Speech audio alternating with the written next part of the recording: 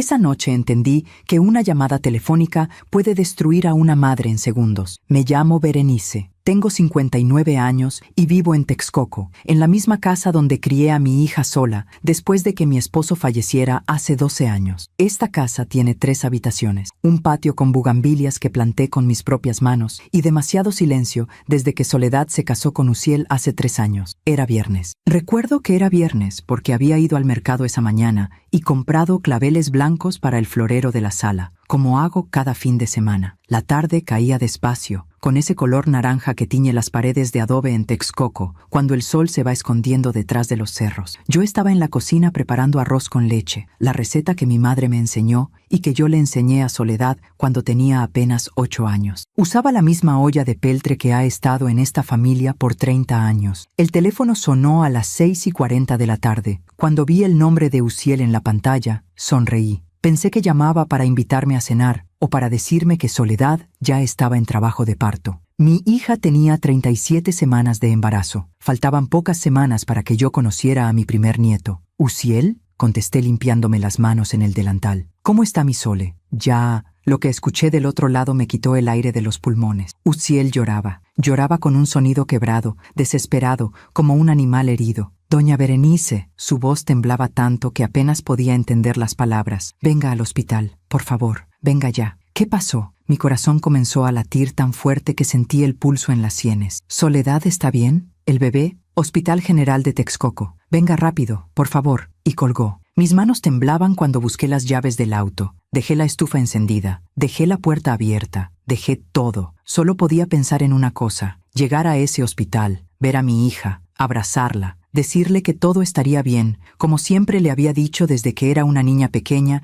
que lloraba en mis brazos después de tener pesadillas. El trayecto desde mi casa hasta el hospital son apenas 15 minutos, pero esa noche parecieron horas. Cada semáforo en rojo era una eternidad. Cada auto que iba despacio delante de mí era un obstáculo insoportable. Yo rezaba en voz baja, repitiendo las mismas palabras una y otra vez. Que esté bien, que esté bien, que esté bien. Llegué al estacionamiento del hospital a las 7:05 de la noche. Dejé el auto mal estacionado, atravesado en 2 lugares, y corrí hacia la entrada de urgencias con el corazón a punto de estallar. Mis zapatos resonaban contra el piso de mosaico. El olor a desinfectante y a medicamentos me golpeó en la cara cuando empujé las puertas de vidrio. Uziel estaba en la sala de espera. Lo vi antes de que él me viera a mí. Estaba sentado en una de esas sillas de plástico color gris, con los codos apoyados en las rodillas y la cabeza entre las manos. Vestía una camisa blanca arrugada y pantalones oscuros. Cuando levanté la vista y me vio corriendo hacia él, se puso de pie. Nunca olvidaré la expresión de su rostro. Tenía los ojos rojos, hinchados, las mejillas mojadas, el cabello revuelto, como si se hubiera pasado las manos por la cabeza 1000 veces. Pero había algo más, algo en sus ojos que no logré identificar en ese momento, algo que parecía miedo. Uziel. Llegué hasta él jadeando. ¿Dónde está Soledad? ¿Qué pasó? ¿El bebé? Él me tomó de los hombros. Sus manos temblaban. Doña Berenice, su voz se quebró otra vez. Su hija. Ella no resistió al parto. El mundo se detuvo. Esas palabras no tenían sentido. No podían ser reales. Soledad estaba bien. Yo había hablado con ella esa misma mañana por teléfono. Me había dicho que sentía contracciones leves, que el doctor le había dicho que era normal, que probablemente nacería en los próximos días. Ella estaba bien. Ella estaba... ¿Qué estás diciendo? Mi voz salió como un susurro. No, no puede ser. Hubo complicaciones. Uziel apartó la mirada. Perdió mucha sangre. Los doctores hicieron todo lo posible, pero... ¡Quiero verla!, grité sin importarme que las personas en la sala de espera voltearan a verme. ¡Llévame con mi hija ahora mismo!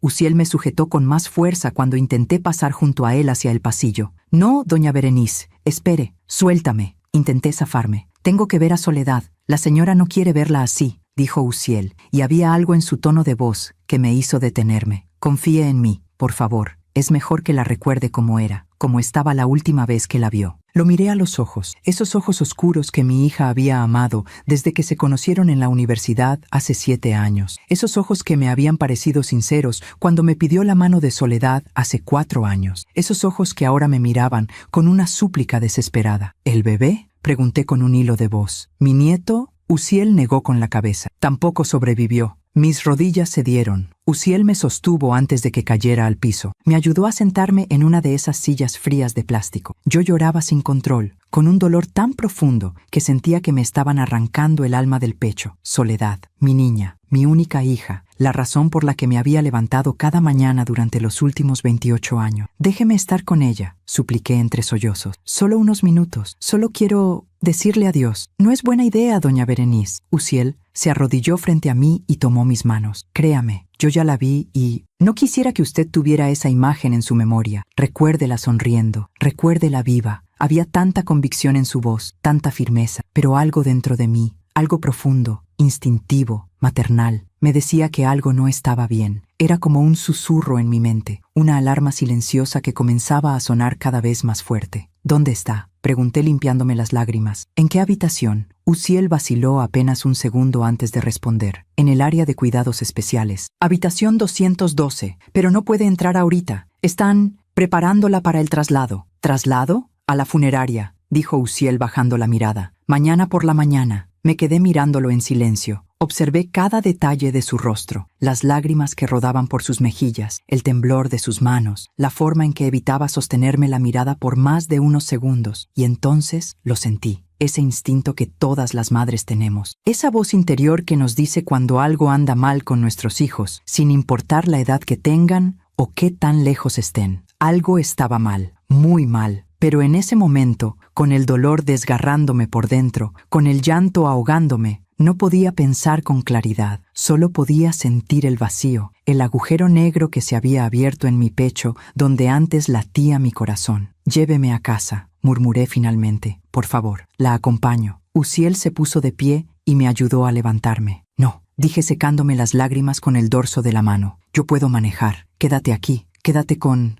ella. Uziel asintió. Caminé hacia la salida como un fantasma. Mis piernas se movían solas, mecánicamente. Atravesé las puertas de vidrio, crucé el estacionamiento, subí a mi auto, pero antes de encender el motor, miré hacia el edificio del hospital. Todas las ventanas estaban iluminadas. En el segundo piso, conté las ventanas desde la izquierda. 1, 2, 3. La habitación 212 debía estar ahí, detrás de esa ventana con la cortina corrida. Detrás de esa ventana estaba mi hija, ¿o no? Arranqué el auto y salí del estacionamiento con las manos apretando el volante hasta que los nudillos se me pusieron blancos. El camino a casa lo hice en completo silencio, sin radio, sin lágrimas ya, solo ese zumbido constante en mi cabeza que repetía las mismas palabras una y otra vez. Algo está mal, algo está mal, algo está mal. Llegué a mi casa pasadas las 8 de la noche. La puerta seguía abierta, como la había dejado. La luz de la cocina seguía encendida. El arroz con leche se había quemado en la estufa. La casa olía a humo y a leche quemada. Apagué la estufa. Tiré la olla a la basura. Me senté en la sala, en el mismo sillón donde solía sentarme con Soledad cuando era pequeña, y le leía cuentos antes de dormir. Miré el reloj, las 8:30. Pensé en Uziel, en la forma en que me había detenido. En sus palabras, la señora no quiere verla así. Confíe en mí. ¿Por qué me había llamado la señora en lugar de llamarme por mi nombre, como siempre hacía? ¿Por qué no me había dejado ver a Soledad ni siquiera un segundo? ¿Por qué sus ojos mostraban miedo en lugar de solo dolor? Me levanté del sillón, caminé hacia la habitación de Soledad, la que había sido su cuarto durante 25 años antes de que se casara. Aún conservaba sus cosas, su cama, su escritorio, las fotografías pegadas en la pared. Abrí el closet. Ahí estaba su ropa de cuando era adolescente, los vestidos que yo le compraba, las blusas que yo elegía, los zapatos que yo consideraba apropiados. Pasé mi mano por las perchas vacías y entonces recordé algo que Soledad me había dicho hace 6 meses, cuando vino a visitarme un domingo por la tarde. Estábamos tomando café en la cocina y ella me miró con esos ojos color miel que heredó de su padre. Mamá, dijo con voz suave, ¿tú crees que he vivido mi vida como yo quería o como tú querías? Yo me reí en ese momento. Le dije que no dijera tonterías, que todo lo que yo había hecho era por su bien, para protegerla, para que tomara las decisiones correctas. Ella no dijo nada más, solo sonrió con tristeza y cambió de tema. Cerré el closet y salí de la habitación. El reloj marcaba las 9 de la noche. Me senté otra vez en la sala. Apagué las luces. Me quedé ahí, en la oscuridad, mirando por la ventana hacia la calle vacía. Y tomé una decisión. A la medianoche, cuando todo el hospital estuviera en silencio, cuando las enfermeras estuvieran cansadas y los pasillos vacíos, yo regresaría. Regresaría por el corredor de atrás, el que da a la zona de servicios, el que usé hace 5 años cuando mi prima estuvo internada y yo entraba a verla fuera de horario de visitas. Llegaría hasta la habitación 212 y vería con mis propios ojos qué era lo que Uziel no quería que yo viera, porque una madre siempre sabe. Y yo sabía que algo estaba terriblemente mal. Mientras esperaba que las horas pasaran hasta la medianoche, me quedé sentada en la oscuridad de mi sala recordando cómo había sido todo antes de esta noche que partió mi vida en dos. Soledad nació un jueves de abril de 1997. Llovía esa mañana. Recuerdo que mi esposo, Ricardo, manejaba tan rápido hacia el hospital que yo tenía que pedirle que fuera más despacio, aunque las contracciones ya eran cada 3 minutos. Él estaba más nervioso que yo. Se equivocó de calle 2 veces. Yo me reía entre el dolor, diciéndole que nuestro bebé no iba a esperar si seguía manejando en círculos. Cuando la enfermera puso a Soledad en mis brazos por primera vez, supe que mi vida había cambiado para siempre. Pesaba 3 kilos 200 gramos. Tenía el cabello oscuro, los ojos cerrados, y lloraba con una fuerza que me sorprendió viniendo de algo tan pequeño. Ricardo lloraba también, de pie junto a la cama del hospital, con la mano apretando la mía. «Es perfecta», susurró. Nuestra soledad se acabó, porque eso significaba su nombre. Habíamos pasado 8 años intentando tener un bebé. 8 años de doctores, tratamientos, esperanzas y desilusiones. Yo tenía 31 años cuando finalmente quedé embarazada. Ricardo tenía 35. Sentíamos que Dios finalmente nos había escuchado. Los primeros años fueron los más hermosos de mi vida. Recuerdo a Soledad aprendiendo a caminar en el patio de esta misma casa, agarrándose de mis dedos con sus manitas pequeñas. Recuerdo sus primeras palabras. Mamá fue la primera, agua fue la segunda, papá fue la tercera, y Ricardo fingió estar ofendido durante días porque no había sido la primera. Recuerdo las mañanas de domingo cuando hacíamos pan dulce juntos en la cocina. Soledad se subía a un banquito para alcanzar la mesa y metía sus dedos en la masa, enharinándose toda la cara. Ricardo tomaba fotografías de todo. Decía que quería recordar cada momento. Recuerdo las tardes en el parque, cuando Soledad tenía 5 años y aprendió a andar en bicicleta. Yo corría detrás de ella gritando, «¡Ten cuidado! ¡No tan rápido!», mientras Ricardo se reía y me decía que la dejara ser libre. Recuerdo su primer día de escuela. Tenía 6 años y estaba tan emocionada que no pudo dormir la noche anterior. Yo le había comprado un uniforme nuevo, una mochila rosa con flores, y le había trenzado el cabello con listones blancos. La acompañé hasta la puerta de su salón y ella entró sin mirar atrás, tan valiente, tan segura. Cuando regresé a casa ese día, lloré durante 1 hora. Ricardo me abrazó en la cocina y me dijo, «Así tiene que ser. Los hijos crecen. Es natural». Pero yo no quería que creciera. Quería que se quedara pequeña para siempre. Quería protegerla de todo. Los años pasaron demasiado rápido. Soledad era una niña brillante. Sacaba las mejores calificaciones de su clase. Leía 3 libros por semana. Ganó el concurso de ortografía cuando tenía 9 años. Aprendió a tocar piano. Tomó clases de ballet. Yo me aseguraba de que tuviera todo lo necesario. La llevaba a todas sus actividades. Revisaba su tarea cada noche. Elegía su ropa para la escuela cada mañana. Le preparaba su lunch favorito. Sándwiches de jamón con queso, manzana en rebanadas, jugo de naranja. Ricardo a veces me decía, «Amor, déjala que elija su propia ropa. Ya tiene 10 años». Pero yo sabía mejor que nadie lo que era apropiado para mi hija. Sabía qué colores le quedaban bien. Sabía qué estilos eran adecuados para una niña de su edad. Cuando Soledad cumplió 12 años, quiso pintarse el cabello de rojo. Le dije que no, que era demasiado joven, que se vería mal, que la gente pensaría cosas incorrectas de ella. Lloró durante 2 días. Ricardo me dijo que la dejara hacer lo que quisiera con su propio cabello. «Es solo cabello», dijo. «Volverá a crecer». «No», respondí. «No voy a permitir que mi hija se vea como esas muchachas que andan en la calle sin ninguna supervisión». Ricardo suspiró, pero no discutió más. Soledad nunca se pintó el cabello. Cuando entró a la secundaria, comenzó a traer amigas a la casa. Yo las observaba con cuidado. Escuchaba sus conversaciones. Algunas de esas niñas usaban ropa demasiado ajustada. Otras hablaban con groserías. Una de ellas fumaba cigarros a escondidas en el baño de la escuela. Le dije a Soledad que no podía juntarse con ellas. «Pero mamá, son mis amigas», protestó. «Las malas compañías arruinan las buenas costumbres», le respondí. Yo sé lo que es mejor para ti. Soledad dejó de invitar amigas a la casa. Ricardo me llamó aparte una noche después de la cena. Berenice, la estás aislando, me dijo con preocupación. Necesita tener amigas, necesita socializar. ¿Tiene amigas?, respondí. Las correctas, las que yo apruebo. ¿Y cuántas son esas?, preguntó Ricardo. No respondí porque sabía la respuesta. 2. Solo 2 niñas que venían de familias que yo consideraba apropiadas. Niñas calladas, educadas, que usaban ropa modesta y sacaban buenas calificaciones. Niñas aburridas, probablemente, pero seguras. Cuando Soledad tenía 14 años, un muchacho de su escuela le mandó una carta. La encontré en su mochila cuando revisaba que hubiera hecho toda su tarea. La carta decía cosas dulces, tontas, como las cosas que dicen los muchachos de esa edad. Pero también decía que pensaba que Soledad era bonita, que quería invitarla al cine. Cuando Soledad llegó de la escuela ese día,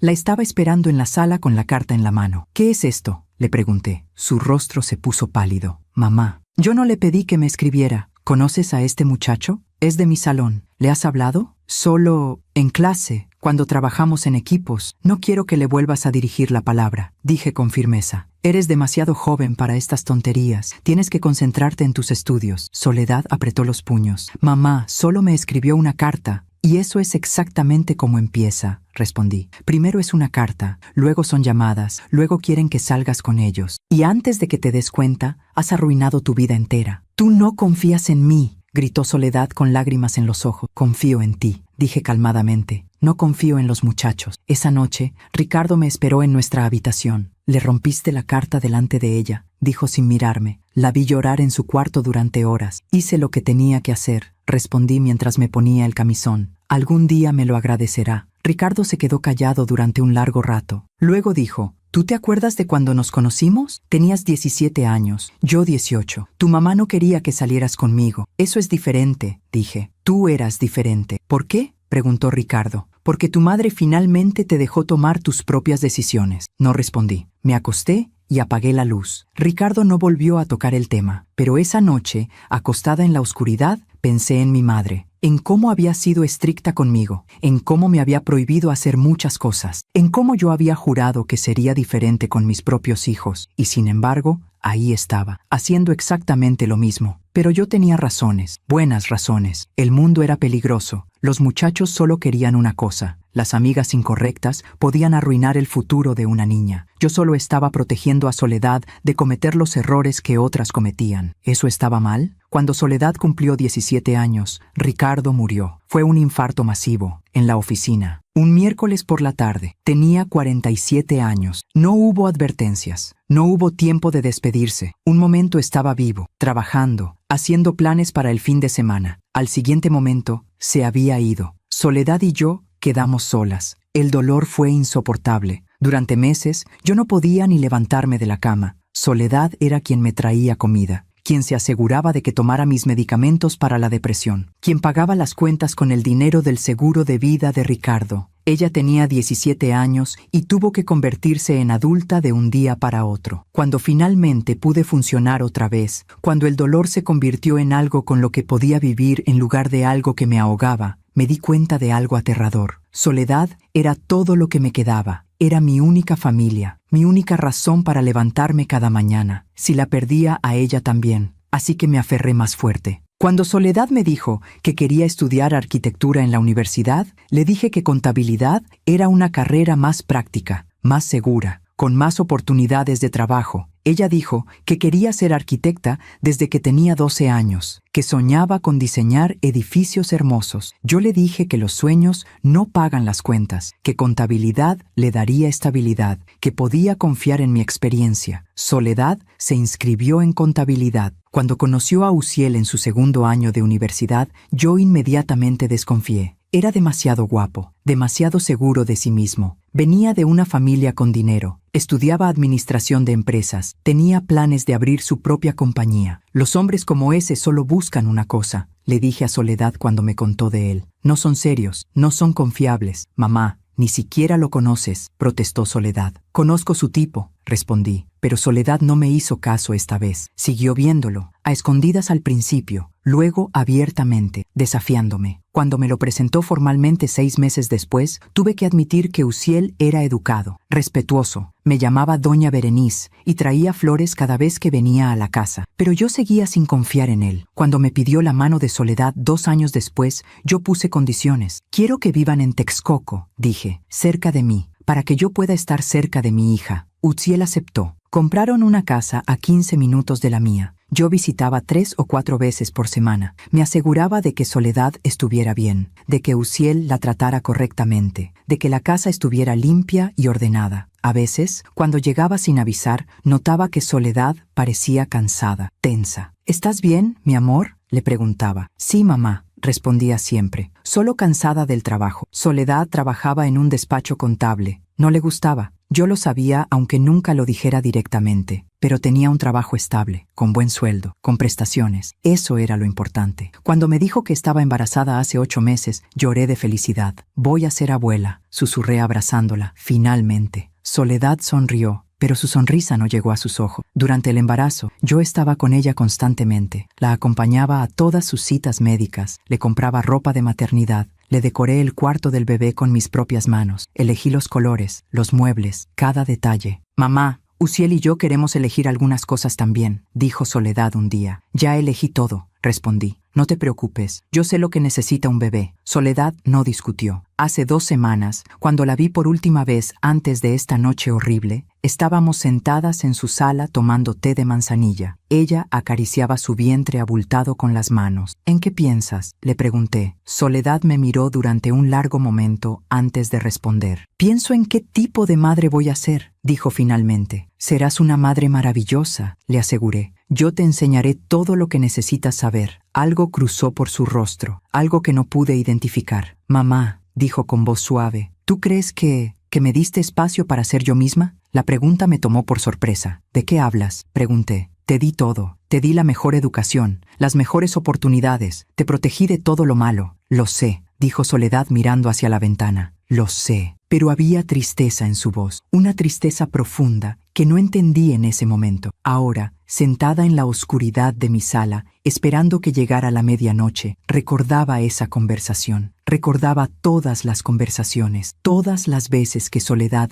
había intentado decirme algo y yo no había escuchado. Miré el reloj, las 11:30, media hora más. Me levanté y fui a mi habitación. Me cambié la ropa por algo oscuro, pantalones negros, suéter negro, zapatos cómodos. Busqué una linterna pequeña en el cajón de la cocina, tomé las llaves del auto y esperé. A las 11:55 salí de mi casa en silencio, como una ladrona en la noche. Pero no iba a robar nada, iba a buscar la verdad. El hospital a medianoche era un lugar completamente diferente. Estacioné mi auto 3 cuadras más allá, en una calle lateral oscura donde sabía que no habría cámaras de seguridad. Caminé despacio hacia el edificio, manteniéndome cerca de los árboles que bordeaban la acera. El aire de diciembre era frío, y mi aliento formaba pequeñas nubes blancas cada vez que exhalaba. Las luces del hospital brillaban como un faro en la oscuridad, pero la mayoría de las ventanas estaban apagadas. Solo quedaban encendidas las de las áreas de urgencias y cuidados intensivos. El estacionamiento principal estaba casi vacío. Conté apenas 5 autos. No entré por la puerta principal. Rodeé el edificio por el lado este, donde está la zona de carga y descarga. Ahí es donde los camiones traen suministros médicos durante el día. Ahí es donde está la puerta de servicio que da al corredor de mantenimiento. Esa puerta nunca tiene seguro porque las enfermeras la usan para salir a fumar durante sus turnos nocturnos. Lo supe hace 5 años, cuando mi prima Guadalupe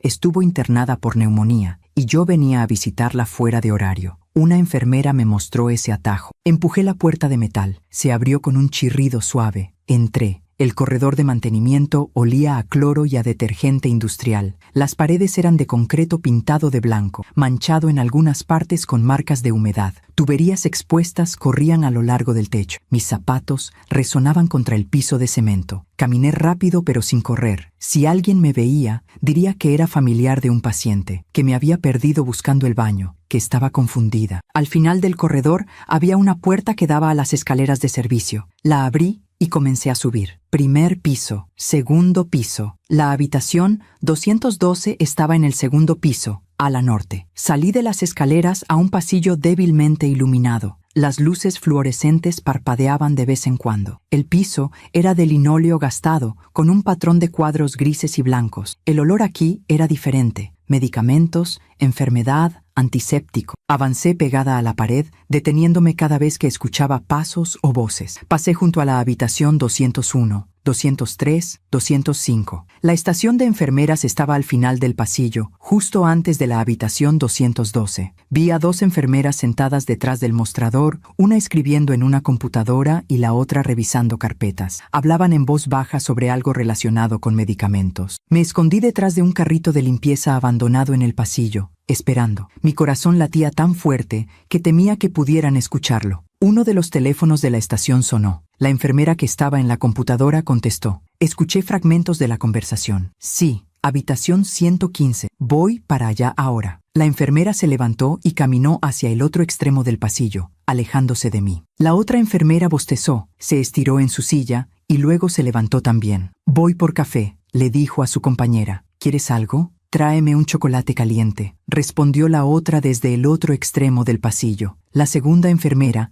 caminó en dirección contraria, hacia las escaleras principales que llevaban a la cafetería del sótano. La estación quedó vacía. Me moví rápido, salí de mi escondite y caminé directamente hacia la habitación 212. La puerta estaba entreabierta. No había luz encendida adentro, solo el resplandor tenue que entraba desde el pasillo. Me detuve justo antes de entrar. Mi mano temblaba cuando la extendí hacia la manija de la puerta. ¿Qué iba a encontrar ahí dentro? El cuerpo de mi hija, frío y sin vida, cubierto con una sábana blanca, sus ojos cerrados para siempre, su piel pálida, su vientre vacío donde había crecido mi nieto durante 9 meses. Las lágrimas comenzaron a rodar por mis mejillas antes de que pudiera detenerlas. No, me dije a mí misma. Contrólate, necesitas ver, necesitas saber. Respiré profundo. Empujé la puerta un poco más, lo suficiente para poder ver el interior. La habitación estaba en penumbra. Había una cama en el centro, con las cortinas médicas parcialmente corridas. Los monitores estaban apagados. Una silla vacía junto a la ventana. Una mesa rodante con una jarra de agua. Y en la cama, entrecerré los ojos, tratando de ver mejor en la oscuridad. Había una forma bajo las sábanas, una forma del tamaño de una persona. Di un paso dentro de la habitación, luego otro. Mi respiración era tan fuerte que parecía llenar todo el espacio. Estaba a medio metro de la cama cuando lo escuché. Un sonido, un sollozo, venía del baño de la habitación. La puerta del baño estaba cerrada, pero podía ver luz filtrándose por debajo. Me quedé paralizada. Luego escuché voces, 2 voces. Una era de Uziel. La reconocí inmediatamente. La otra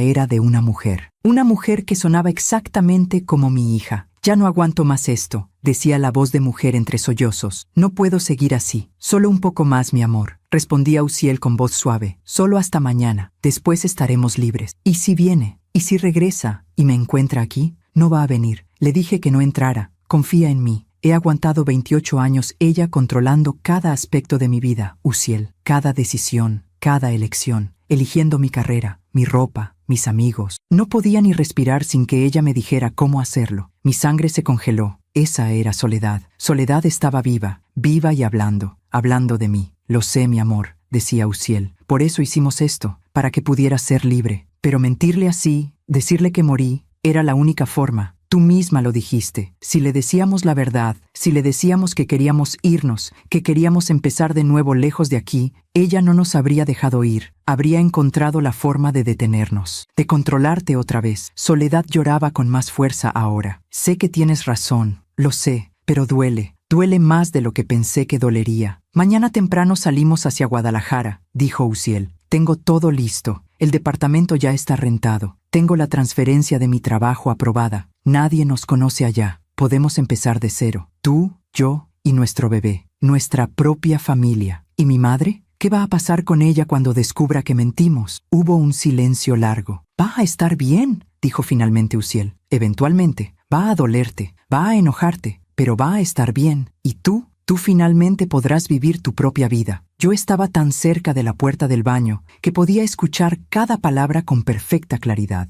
Cada palabra era como un cuchillo enterrándose en mi pecho. He aguantado 28 años ella, controlando cada aspecto de mi vida. ¿Eso pensaba Soledad de mí? ¿Que la había controlado? Yo solo quería protegerla. Quería asegurarme de que tomara las decisiones correctas, de que no cometiera errores que arruinaran su vida. Eso no era control, eso era amor, ¿o no? Me aparté de la puerta del baño con movimientos torpes, tropezando con mis propios pies. Mi espalda chocó contra la mesa rodante y la jarra de agua se tambaleó, produciendo un ruido metálico. Las voces dentro del baño se detuvieron de inmediato. «¿Qué fue eso?», preguntó Soledad con voz aterrada. «Quédate aquí», dijo Uziel. Escuché sus pasos acercándose a la puerta del baño. No pensé, solo actué. Salí corriendo de la habitación. Mis pies volaban sobre el linóleo del pasillo. Pasé junto a la estación de enfermeras vacía. Giré en la esquina. Empujé la puerta de las escaleras de servicio tan fuerte que golpeó contra la pared con un estruendo. Bajé las escaleras de 2 en 2, agarrándome del barandal para no caer. Primer piso, corredor de mantenimiento, puerta de servicio. Salí al aire helado de la noche jadeando, con el corazón a punto de estallar. Seguí corriendo hasta que llegué a mi auto. Me encerré adentro con las puertas con seguro. Me agarré del volante con ambas manos y lloré. Lloré como no había llorado desde que Ricardo murió. Pero estas lágrimas eran diferentes. Ricardo había muerto por causas naturales, un infarto, algo que nadie pudo prevenir o controlar. Esto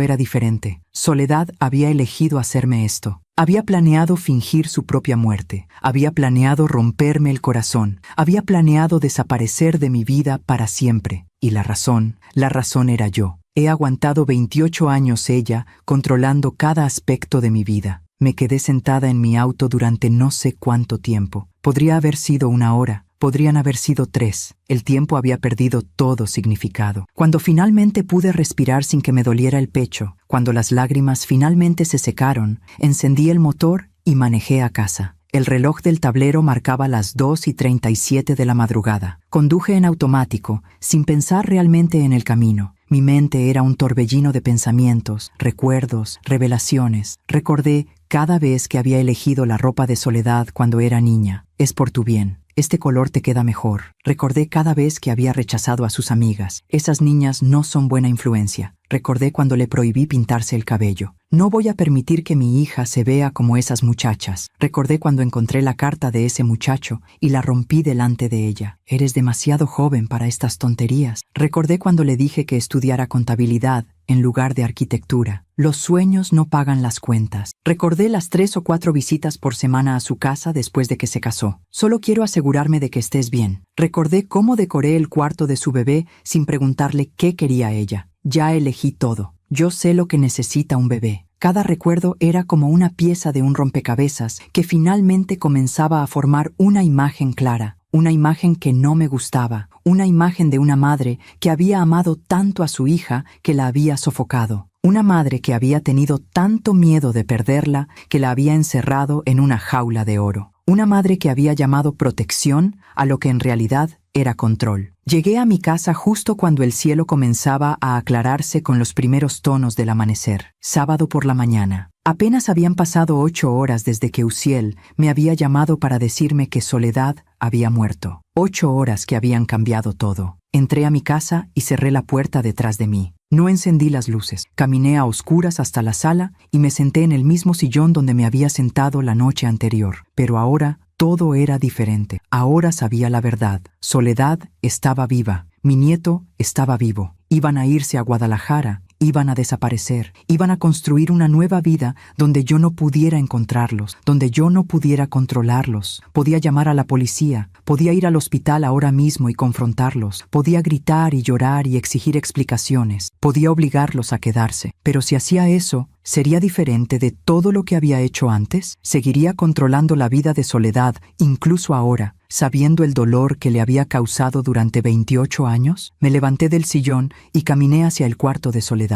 Abrí el closet. Toda esa ropa que yo había elegido para ella. Vestidos que yo consideraba apropiados. Colores que yo pensaba que le quedaban bien. Estilos que yo aprobaba. Pasé mi mano por las perchas. ¿Cuántas veces Soledad había querido usar algo diferente y yo le había dicho que no? ¿Cuántas veces había querido ser ella misma y yo la había obligado a hacer lo que yo quería que fuera? Cerré el closet y me senté en su cama. Esta habitación era exactamente como la había dejado cuando se casó hace 3 años. Su escritorio, sus libros, las fotografías en la pared. Pero mirándola ahora, me di cuenta de algo. No había nada de Soledad aquí. No había dibujos arquitectónicos, aunque desde niña le había gustado dibujar edificios. No había fotografías con sus amigas de la universidad, esas que nunca me presentó porque sabía que yo no las aprobaría. No había nada que mostrara quién era ella realmente. Solo había lo que yo había permitido que fuera. Me quedé sentada ahí mientras el sol salía completamente, llenando la habitación con luz dorada. Y por primera vez en 28 años, realmente vi a mi hija. No a la hija que yo había creado en mi mente, no a la hija perfecta y obediente que yo había moldeado, sino a la mujer real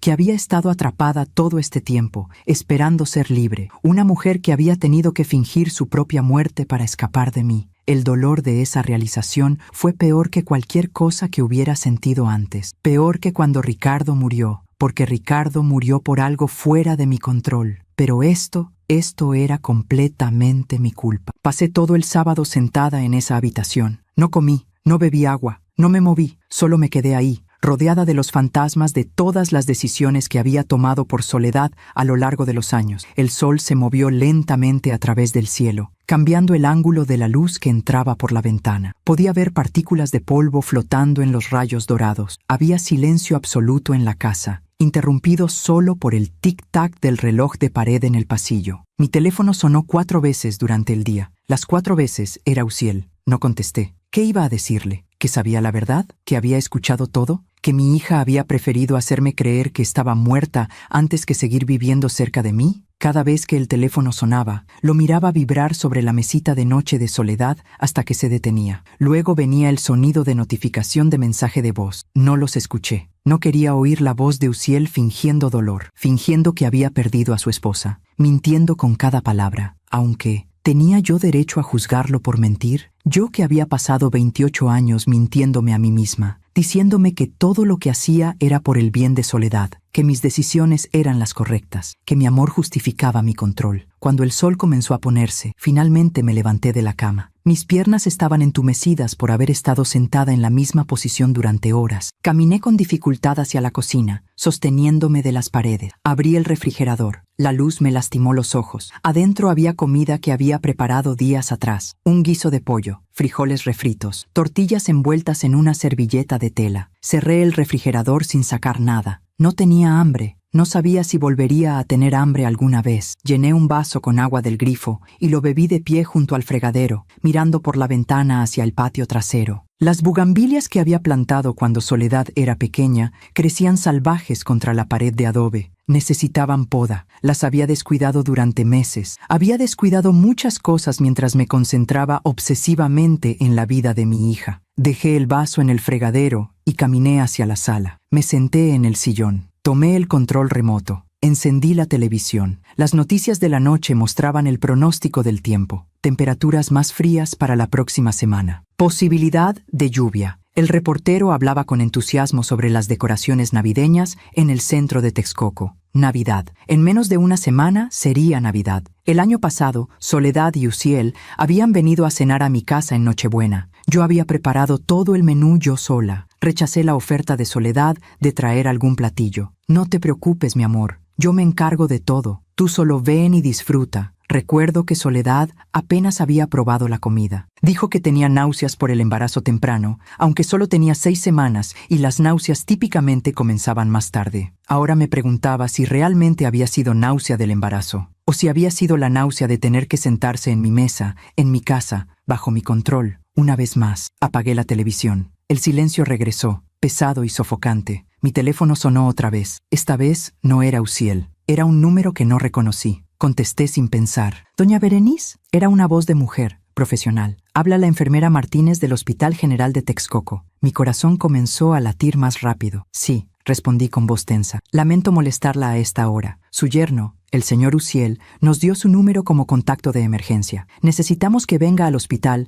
para firmar algunos documentos relacionados con su hija». Cerré los ojos. Por supuesto, el funeral falso necesitaba papeleo falso. «¿Qué tipo de documentos?», pregunté. «El certificado de defunción necesita ser firmado por un familiar directo. También hay formularios para el traslado del cuerpo a la funeraria». Cada palabra era una mentira elaborada para mantener la farsa. «¿Puede venir mañana por la mañana?», preguntó la enfermera. «Digamos, ¿a las 9? Podía decir que no. Podía negarlo todo. Podía ir al hospital ahora mismo y decirle a todo el mundo que mi hija estaba viva. Pero entonces pensé en las palabras de Soledad, escuchadas a través de la puerta del baño. He aguantado 28 años ella controlando cada aspecto de mi vida. Si la obligaba a quedarse ahora, si arruinaba su plan de escape, ¿sería diferente de todas las otras veces que había tomado sus decisiones por ella? Estaré ahí a las 9, dije finalmente. Gracias, doña Berenice. Lamento mucho su pérdida. Colgó. Me quedé con el teléfono en la mano, mirando la pantalla oscura. ¿Qué estaba haciendo? ¿Por qué estaba permitiendo que esto continuara? Porque en el fondo, en la parte más oscura de mi corazón, sabía la respuesta. Si firmaba esos documentos, si seguía el juego, si dejaba que Soledad se fuera, tal vez, solo tal vez, estaba haciendo finalmente algo bueno por ella. Algo que ella había elegido, algo que le daría la libertad que nunca le había dado en 28 años. Esa noche no dormí. Me quedé sentada en la sala, mirando el techo, escuchando los sonidos de la casa asentándose, el crujido de las vigas de madera, el zumbido del refrigerador, el viento golpeando suavemente contra las ventanas. Pensé en todas las noches que Soledad había pasado en esta casa cuando era niña, cuando era adolescente, cuando era una joven mujer que soñaba con ser arquitecta. ¿Cuántas de esas noches se había quedado despierta deseando estar en cualquier otro lugar? ¿Cuántas veces había mirado por la ventana de su habitación soñando con escapar? A las 6 de la mañana del domingo me levanté y me preparé para ir al hospital. Me duché. Me vestí con ropa oscura, apropiada para una madre que acababa de perder a su hija. Pantalones negros, blusa gris oscura, un suéter de lana. Me miré en el espejo del baño. La mujer que me devolvía la mirada tenía 59 años, pero parecía mucho mayor. Tenía ojeras profundas, arrugas alrededor de los ojos que no había notado antes, canas en el cabello que había estado posponiendo teñir. ¿Cuándo me había vuelto tan vieja? Aparté la mirada del espejo. No desayuné. Solo tomé café negro, de pie en la cocina, mirando el reloj de la pared avanzar lentamente hacia las 8:30. A las 8:45 salí de mi casa. El trayecto al hospital lo hice en silencio. Las calles estaban tranquilas. Domingo por la mañana. La mayoría de la gente aún dormía o se preparaba para ir a misa. Yo solía ir a misa todos los domingos. Llevaba a Soledad conmigo desde que era bebé. Ella se sentaba a mi lado, quieta y callada, con sus manos dobladas en el regazo. La niña perfecta, la hija obediente, la mujer atrapada. Llegué al hospital a las 9:05. Estacioné en el mismo lugar donde había estacionado el viernes por la noche, cuando Uziel me llamó por primera vez. Parecía que habían pasado años desde entonces, no solo 2 días. Entré por la puerta principal esta vez. Ningún corredor de mantenimiento, ningún subterfugio. La recepcionista me reconoció inmediatamente. Doña Berenice, dijo con voz suave y compasiva, lo lamento tanto. La enfermera Martínez la está esperando. 3er piso. Oficina administrativa. Asentí sin hablar. Tomé el elevador. Las puertas se cerraron y comenzó a subir con un zumbido mecánico. Yo me quedé mirando los números iluminados sobre la puerta. 1, 2, 3. Las puertas se abrieron. El 3er piso era completamente diferente del segundo. Aquí no había olor a medicamentos o enfermedad. Era más como una oficina normal. Pisos de baldosa, paredes pintadas de color beige, plantas en macetas junto a las ventanas. Una mujer de unos 40 años, vestida con uniforme de enfermera, se acercó a mí. ¿Doña Berenice? Sí, soy la enfermera Martínez. Gracias por venir. Sé que esto debe ser muy difícil para usted. Me guió por un pasillo hasta una pequeña oficina. Adentro había un escritorio, 2 sillas y un archivero metálico. Por favor, siéntese, dijo señalando una de las sillas. Me senté. La enfermera se sentó detrás del escritorio y sacó una carpeta de manila de un cajón. Estos son los documentos que necesitamos que firme, dijo abriendo la carpeta. El certificado de defunción, el formulario de autorización para el traslado y algunos papeles del seguro. Empujó los documentos hacia mí a través del escritorio. Los miré sin tocarlos. Todo estaba ahí, impreso en papel oficial con el logo del hospital. Certificado de defunción. Nombre: Soledad Ramírez Estrada. Fecha de nacimiento: 19 de abril de 1997. Fecha de defunción: 28 de diciembre de 2025. Causa de muerte: complicaciones durante el parto, hemorragia posparto. Todo era falso. Cada palabra era una mentira, pero estaba impreso en papel oficial, con sellos y firmas de doctores que probablemente Uziel había sobornado o que simplemente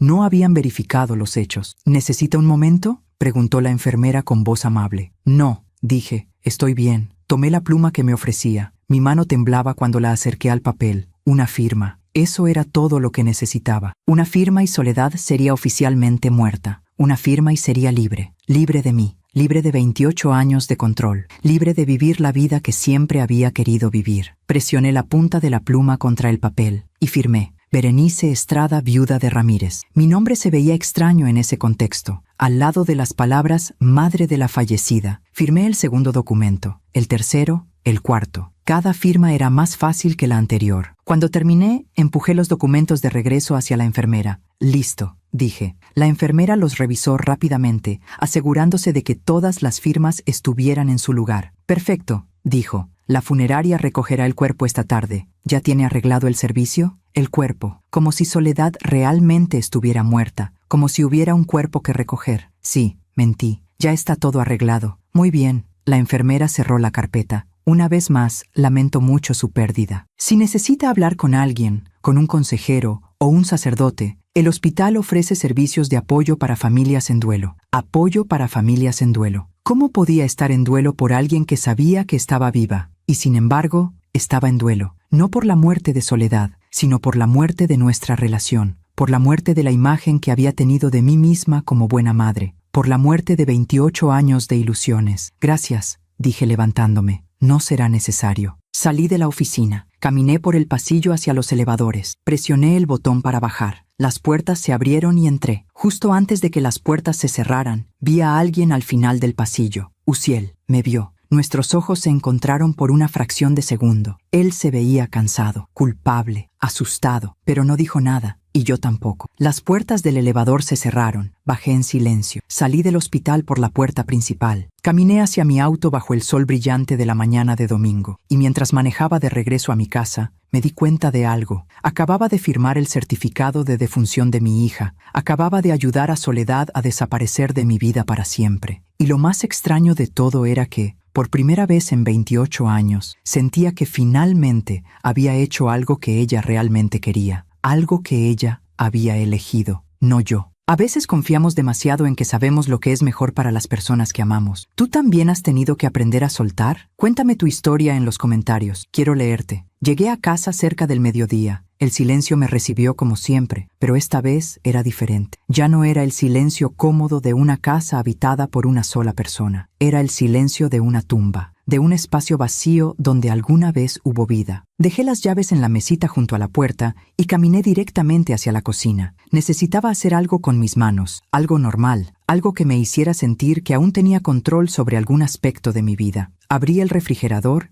y saqué verduras, jitomates, cebollas, chiles. Iba a preparar salsa como lo hacía cada domingo, una rutina que había mantenido durante años. Pero cuando comencé a picar los jitomates, mis manos temblaban tanto que tuve que dejar el cuchillo sobre la tabla. Me quedé ahí de pie, mirando las verduras sin cortar, las manos apoyadas en el borde del mostrador. ¿Qué había hecho? Había firmado el certificado de defunción de mi hija viva. Había ayudado a perpetuar una mentira. Había permitido que Soledad me borrara de su vida como si yo nunca hubiera existido. Pero ¿qué otra opción tenía? Si la detenía, si revelaba la verdad, estaría controlándola una vez más. Estaría tomando otra decisión por ella. Estaría demostrando exactamente por qué había sentido que necesitaba fingir su muerte para escapar de mí. El teléfono sonó. Lo saqué del bolsillo. Era Uziel otra vez. Esta vez contesté. Doña Berenice, su voz sonaba tensa, nerviosa. Gracias por ir al hospital. No respondí. Sé que debe ser muy difícil para usted, continuó. Yo solo quería decirle que el servicio funeral será mañana, lunes por la tarde, en la funeraria San José, a las 3 de la tarde. Un funeral falso para una muerte falsa. ¿Habrá velorio? Pregunté con voz plana. Uziel vaciló. No, decidí que sería mejor, que sería menos doloroso hacer solo un servicio breve, sin velorio, sin ataúd abierto, por supuesto, porque no había cuerpo que velar. ¿Y después? Pregunté. ¿Cremación? Sí, respondió Uziel rápidamente. Cremación. Y yo guardaré las cenizas que nunca existirían. Entiendo, dije. Hubo un silencio largo e incómodo. Doña Berenice, dijo finalmente Uziel con voz quebrada. Yo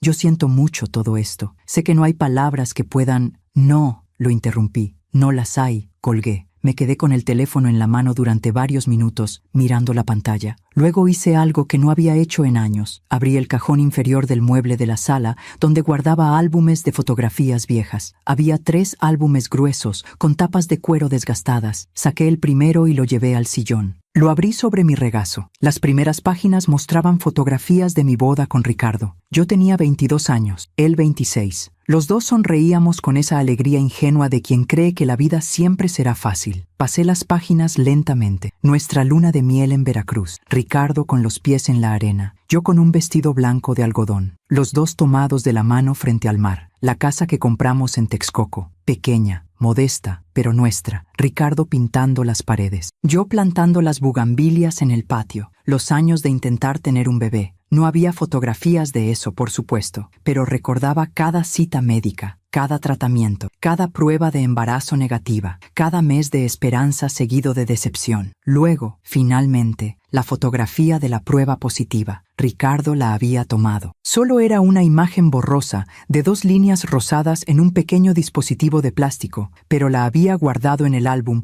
como si fuera el tesoro más valioso del mundo. Pasé la página. Soledad recién nacida, envuelta en una manta color rosa pálido, los ojos cerrados, las mejillas redondas. Ricardo sosteniéndola con tanta delicadeza, como si temiera que se rompiera. Yo sosteniéndola. Mi rostro mostraba un amor tan puro, tan absoluto, que casi dolía mirarlo ahora. ¿Cuándo se había convertido ese amor en control? ¿En qué momento había cruzado la línea entre proteger y sofocar? Seguí pasando páginas. Soledad a los 6 meses, sentada por primera vez. Al año, dando sus primeros pasos tambaleantes. A los 2 años, con el rostro cubierto de pastel en su cumpleaños. A los 3, 4, 5 años. Y en cada fotografía, yo estaba ahí, siempre cerca, siempre vigilante, siempre presente. Tal vez demasiado presente. Llegué a una fotografía que me hizo detenerme. Soledad tenía 8 años. Estábamos en el parque. Ella estaba en los columpios, impulsándose alto, con el cabello volando detrás de ella. Su boca estaba abierta en una risa. Sus ojos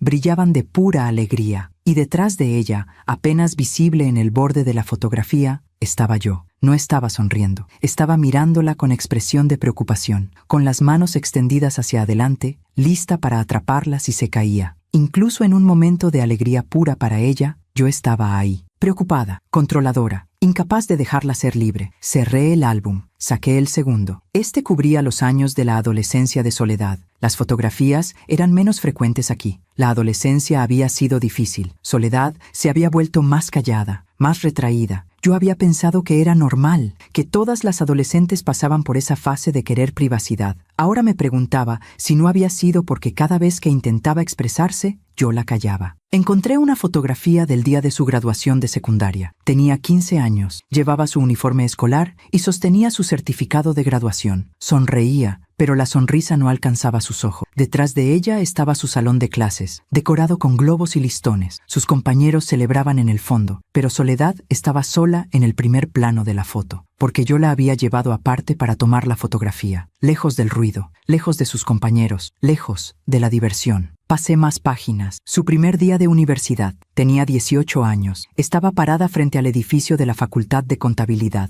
No sonreía en absoluto en esta fotografía. Recordé ese día perfectamente. Soledad había querido inscribirse en arquitectura. Había llenado todas las solicitudes. Había hecho los exámenes de admisión. Y yo le había dicho que no. La arquitectura es inestable. Hay muy pocos trabajos. Tardarás años en establecerte. Contabilidad es segura. Siempre habrá trabajo para un contador. Ella había llorado, había suplicado, y yo me había mantenido firme. Algún día me lo agradecerás, pero nunca me lo agradeció. Solo se sometió, como siempre. Seguí mirando fotografías. Soledad en su fiesta de 20 años, 21, 22. En cada fotografía se veía más y más apagada, como si algo de su luz interior se estuviera extinguiendo lentamente. Y yo, en mi ceguera, no lo había visto. O tal vez sí lo había visto, y simplemente no quise reconocerlo. Llegué a las fotografías más recientes. Su boda con Uciel hace 3 años. Soledad llevaba un vestido blanco sencillo, elegante pero no llamativo. Yo lo había elegido, por supuesto. Uciel estaba a su lado, tomando su mano. Se veían felices, pero ahora, mirando más de cerca, podía ver tensión en los hombros de Soledad. Podía ver cómo sus dedos se agarraban del ramo de flores blancas con demasiada fuerza. Había una fotografía de las tres juntos ese día. Ricardo llevaba muerto 6 años para entonces, así que éramos solo nosotras tres. Soledad, Uziel y yo. Yo estaba en el medio, con un brazo alrededor de Soledad. Sonreía ampliamente a la cámara. Soledad miraba hacia un lado, no a la cámara, como si quisiera estar en cualquier otro lugar. Cerré el segundo álbum. No quise abrir el tercero. Sabía que contenía fotografías recientes, del embarazo de Soledad, de las visitas a su casa, de todas las veces que había invadido su espacio, su vida, su matrimonio. Guardé los álbumes de regreso en el cajón. Eran las 3 de la tarde ya. El domingo avanzaba lentamente. Caminé hacia la ventana de la sala y miré hacia afuera. La calle estaba vacía. Algunas casas tenían decoraciones navideñas, luces de colores, coronas en las puertas, árboles iluminados visibles a través de las ventanas. Mi casa no tenía decoraciones este año. No había tenido ánimos de poner el árbol de Navidad.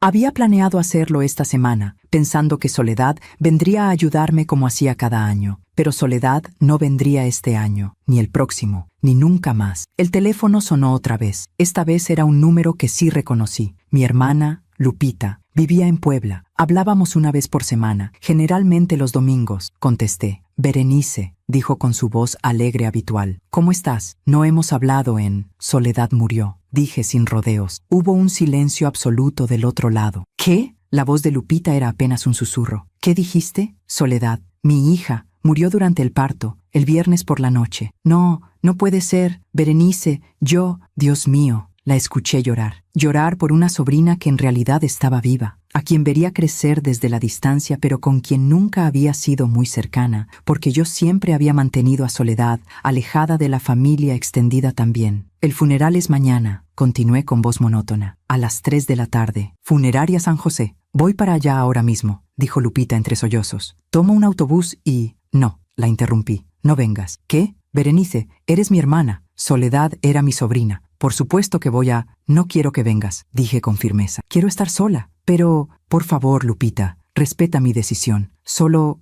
esta vez. Respeta lo que estoy pidiendo. Hubo otro silencio. Está bien, dijo finalmente con voz pequeña. Si eso es lo que necesitas. Pero estaré aquí si me necesitas. Llámame cuando quieras, a la hora que sea. Gracias, dije. Colgué antes de que pudiera decir algo más. No podía tener a Lupita aquí. No podía tener a nadie aquí. No podía mantener esta mentira frente a mi familia. Ya era suficientemente difícil mantenerla frente a mí misma. El resto del domingo pasó en una niebla. Intenté comer, pero todo me sabía a ceniza. Intenté ver televisión, pero no podía concentrarme en nada. Intenté leer, pero las palabras se mezclaban en la página. Finalmente, cuando el sol se puso y la oscuridad llenó la casa, me senté en la sala sin encender las luces y pensé en el funeral que sería mañana. Un funeral sin cuerpo, un servicio memorial para alguien que estaba viva. ¿Debía ir? Uziel claramente esperaba que fuera. Había programado el servicio. Había hecho todos los arreglos. Si no iba, la gente sospecharía. Preguntarían por qué la madre no asistió al funeral de su propia hija. Pero si iba, tendría que pararme frente a un ataúd vacío. Tendría que recibir condolencias por una muerte que no había ocurrido. Tendría que fingir un dolor que, irónicamente, sentía de todas formas, pero por razones completamente diferentes. Tendría que mentir, como Soledad había tenido que mentir durante años sobre quién era realmente, sobre lo que realmente quería, sobre cómo realmente se sentía. Tal vez era apropiado, tal vez era mi castigo. A las 11 de la noche subí a mi habitación. Me acosté en la cama sin cambiarme de ropa. Y por primera vez desde el viernes, cuando recibí la llamada de Uziel, dejé que las lágrimas fluyeran libremente. Lloré por mi hija, no por la hija que había perdido en la muerte, sino por la hija que había perdido en vida, la hija que había sofocado con mi amor, la hija que había tenido que fingir su muerte para poder finalmente vivir. Mientras cuento todo esto, pienso en dónde estarás escuchándome. Escribe el nombre de tu ciudad en los comentarios. El lunes amaneció gris y frío. Me desperté a las 6 de la mañana sin haber dormido realmente. Solo había cerrado los ojos durante horas, flotando en ese estado entre la vigilia y el sueño, donde los pensamientos se vuelven pesadillas y las pesadillas se sienten reales. Me levanté de la cama y me quedé junto a la ventana, mirando el cielo plomizo. Parecía que iba a llover. El aire tenía esa humedad pesada que precede a la tormenta. Un funeral bajo la lluvia para una hija que no estaba muerta. Qué perfectamente simbólico. Me preparé lentamente para el día. Me duché con agua casi fría, queriendo sentir algo, cualquier cosa que no fuera este vacío que me consumía por dentro. Me vestí completamente de negro, pantalones negros, blusa negra, un saco negro de lana que no me había puesto desde el funeral de Ricardo hace 12 años. Me miré en el espejo del baño mientras me cepillaba el cabello. Las canas habían tomado control casi completo de mi cabeza. Mi rostro estaba demacrado. Tenía profundas ojeras violetas bajo los ojos. Me veía exactamente como lo que se suponía que era, una madre que acababa de perder a su única hija, excepto que la verdad era mucho más complicada que eso. Bajé a la cocina y preparé café. El aroma llenó la casa, trayendo recuerdos de todas las mañanas que Soledad había pasado aquí. De niña, sentada a la mesa de la cocina mientras yo le preparaba el desayuno antes de la escuela. De adolescente, tomando su café con demasiada azúcar mientras revisaba sus apuntes antes de un examen. De adulta, visitándome los domingos, bebiendo café conmigo mientras yo le contaba sobre mi semana. Siempre tomábamos café juntas. Ahora tomaba café sola. Y siempre estaría sola de ahora en adelante. El reloj de la cocina marcaba las 7:30. El funeral era a las 3 de la tarde. Aún faltaban 7 horas y media. 7 horas y media para decidir si realmente iba a ir. 7 horas y media para decidir si iba a seguir perpetuando esta mentira. Tomé mi café de pie junto a la ventana, mirando el patio trasero. Las bugambilias se movían con el viento. Las nubes se hacían más oscuras. La primera gota de lluvia golpeó el cristal de la ventana. Luego otra y otra. En minutos, la lluvia caía con fuerza, golpeando el techo de lámina con un ruido constante y atronador. Me quedé ahí parada durante 1 hora, solo mirando la lluvia, perdida en pensamientos que giraban en círculos sin llegar a ninguna conclusión. A las 9 de la mañana, el teléfono sonó. Era un número local que no reconocí. Contesté con cautela. ¿Doña Berenice Estrada?, preguntó una voz masculina profesional. Sí, habla el director de la funeraria San José. Lamento molestarla en este momento tan difícil. Solo quería confirmar que el servicio de su hija sigue programado para las 3 de la tarde. El servicio de mi hija, el funeral falso. Sí, respondí. A las 3. Perfecto. El señor Uciel ya hizo todos los arreglos. Tenemos preparada la sala principal. ¿Espera muchos asistentes? ¿Asistentes? No había pensado en eso. Soledad no tenía muchos amigos. Yo me había asegurado de eso a lo largo de los años. Había alejado a las personas que intentaban acercarse a ella. Había criticado a cualquiera que no cumpliera con mis estándares imposibles. No muchos, dije. Será algo íntimo. Entiendo. Hemos preparado un arreglo floral sencillo pero elegante. Rosas blancas y lirios. Esperamos que sea de su agrado. Rosas blancas y lirios. Flores para un ataúd vacío. Estoy segura de que estará bien, dije con voz monótona. Si necesita algo más, no dude en llamarnos. Estaremos aquí para apoyarla en todo. Colgó. Me quedé con el teléfono en la mano, mirando la pantalla. Todo estaba en movimiento ya. El funeral falso estaba planeado. Las flores estaban ordenadas. La sala estaba preparada. Todo lo que faltaba era que yo apareciera y fingiera. Fingiera dolor por una muerte que no había ocurrido. Fingiera no saber que mi hija estaba viva en algún lugar, probablemente empacando sus cosas para irse a Guadalajara. Fingiera ser la madre destrozada en lugar de la madre que había causado todo esto. A las 11 de la mañana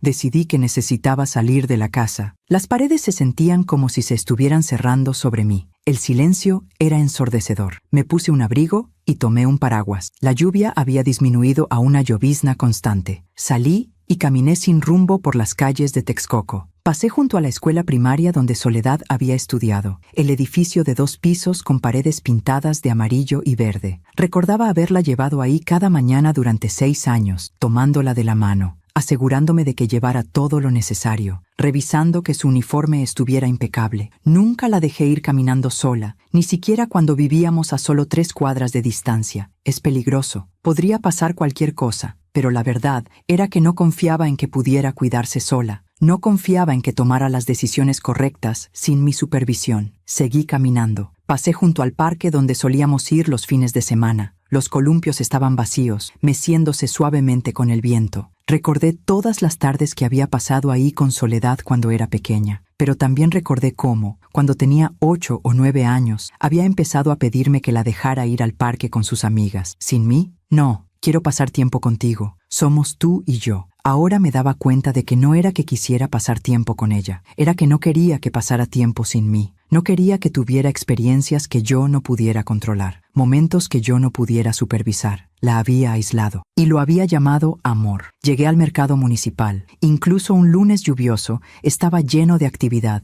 Vendedores gritando sus ofertas, gente comprando verduras, frutas, carne, el olor a tortillas recién hechas mezclándose con el de flores y especias. Me detuve frente al puesto de flores. La señora que lo atendía me reconoció. Yo compraba flores aquí cada semana. Doña Berenice, dijo con una sonrisa que se desvaneció cuando vio mi expresión. ¿Está bien? Se ve. Necesito flores para un funeral, dije interrumpiéndola. Su rostro se llenó de compasión inmediata. Ay, lo siento tanto. ¿Alguien cercano? Mi hija. La mujer se llevó una mano a la boca, con los ojos llenos de lágrimas instantáneas. No, su hija Soledad, la que estaba embarazada, murió durante el parto. Dije con la voz que había practicado decir sin emoción. El viernes por la noche. Dios mío, Dios mío. La mujer salió de detrás del puesto y me abrazó. No tengo palabras. No puedo imaginar. Me quedé rígida en su abrazo. No podía corresponderle. No podía aceptar su consuelo basado en una mentira. Me aparté suavemente. Necesito un ramo, dije. Algo sencillo. La mujer asintió, limpiándose las lágrimas. Por supuesto, le prepararé algo hermoso, sin costo. Por favor, permítame hacer esto por usted.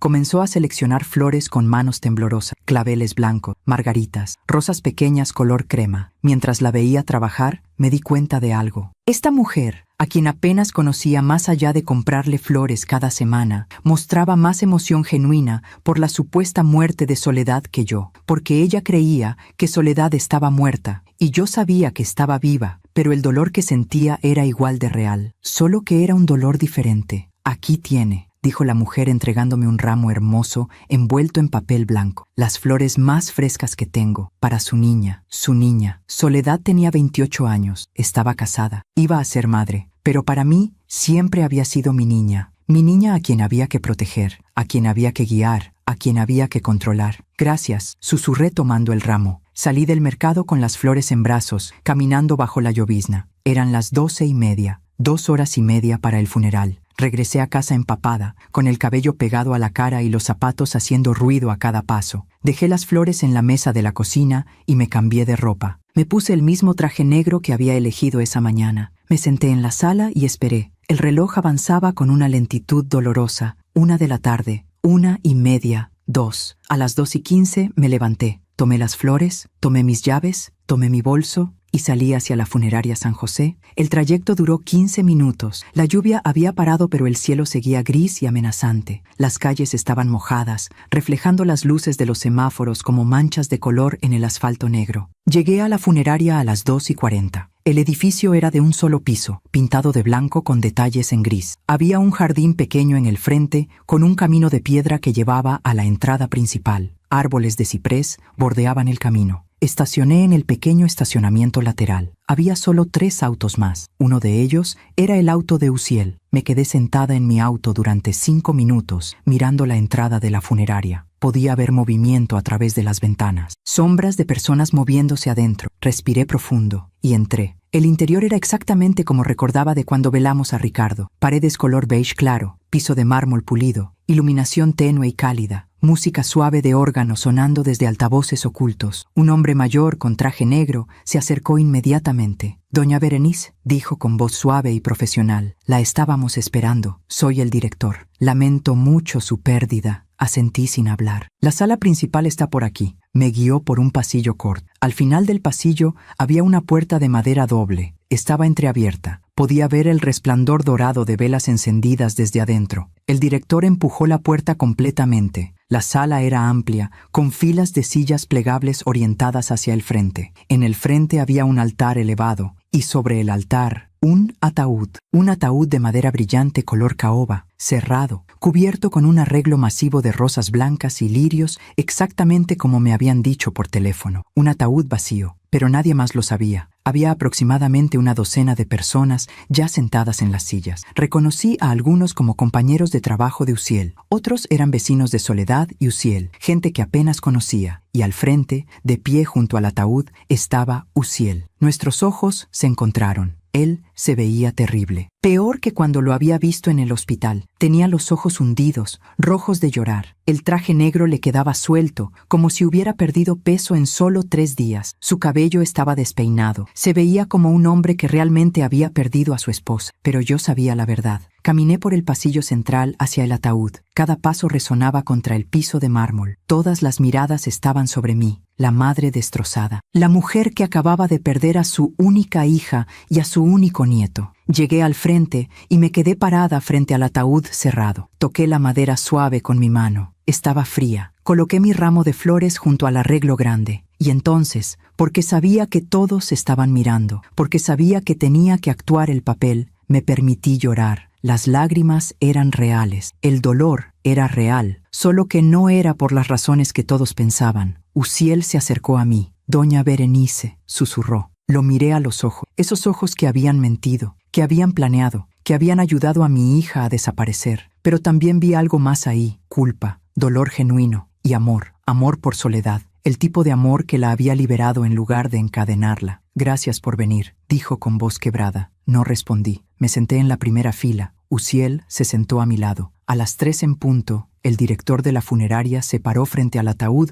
y comenzó el servicio. Habló sobre la pérdida, sobre la tragedia, sobre una vida joven cortada demasiado pronto, sobre una madre y un bebé que no habían sobrevivido. Cada palabra era una mentira. Luego invitó a las personas a compartir recuerdos de Soledad. Una vecina se puso de pie y habló sobre lo amable que era Soledad, sobre cómo siempre saludaba con una sonrisa. Un compañero de trabajo de Uziel habló sobre las pocas veces que había conocido a Soledad en eventos de la empresa, sobre lo tranquila y dulce que parecía. Todos hablaban de una Soledad superficial, la Soledad que mostraba al mundo. Nadie hablaba de la Soledad real, porque nadie la conocía realmente, ni siquiera yo, especialmente yo. Finalmente, el director me miró. «Doña Berenice, ¿le gustaría decir algunas palabras?» Todos los ojos se volvieron hacia mí. Me levanté lentamente, caminé hacia el frente y me quedé parada junto al ataúd vacío. Miré a las pocas personas reunidas y luego miré el ataúd. «Soledad», comencé con voz temblorosa, «era mi única hija, la persona más importante en mi vida, la razón por la que me levantaba cada mañana». Hice una pausa. Pensé que la conocía mejor que nadie en el mundo. Pensé que sabía lo que era mejor para ella. Pensé que al protegerla, al guiarla, al tomar decisiones por ella, la estaba ayudando a tener una vida buena y segura. Las lágrimas rodaban por mis mejillas ahora. Pero me equivoqué en tantas cosas. No la protegí, la encerré. No la guié, la controlé. No le di amor, le di una jaula. Podía escuchar murmullos confundidos entre los asistentes. Uziel se había puesto rígido en su asiento. «Y ahora ella se ha ido», continué. «Se ha ido de una manera que nunca imaginé. Y lo único que me queda es el arrepentimiento. El arrepentimiento de no haberla dejado ser quien realmente quería ser. De no haberla dejado vivir su propia vida». Miré directamente a Uziel. Si pudiera hablar con ella una vez más, le diría que lo siento. Le diría que finalmente entiendo. Y le diría que,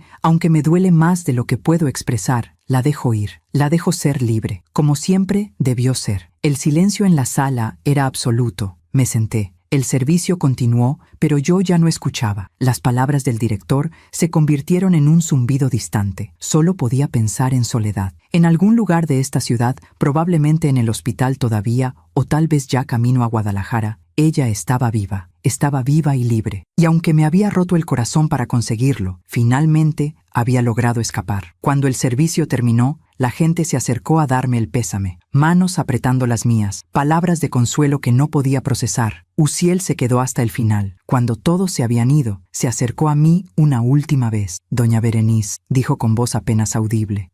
«Cuídala», dije interrumpiéndolo. «Cuídala mejor de lo que yo lo hice». Sus ojos se llenaron de lágrimas. «Lo haré, lo prometo. Y dile», mi voz se quebró, «dile que la amo, que siempre la amaré y que perdono lo que hizo, porque finalmente entiendo por qué tuvo que hacerlo». Uziel asintió, incapaz de hablar. Me levanté y salí de la funeraria sin mirar atrás. El ataúd vacío se quedaría ahí, un símbolo de todas las mentiras que nos habíamos dicho, pero también un símbolo de una verdad que finalmente había aceptado. Había perdido a mi hija, no por la muerte, sino por mi propia mano. Salí de la funeraria bajo un cielo que comenzaba a oscurecer. Eran casi las 5 de la tarde y el invierno hacía que anocheciera temprano. No fui directamente a mi auto. En lugar de eso, caminé hacia el pequeño jardín al lado del edificio. Había una banca de hierro forjado bajo un árbol de ciprés. Me senté ahí, temblando de frío, mirando la nada. El teléfono vibró en mi bolso. Lo saqué. Era un mensaje de texto de un número desconocido. Gracias por todo.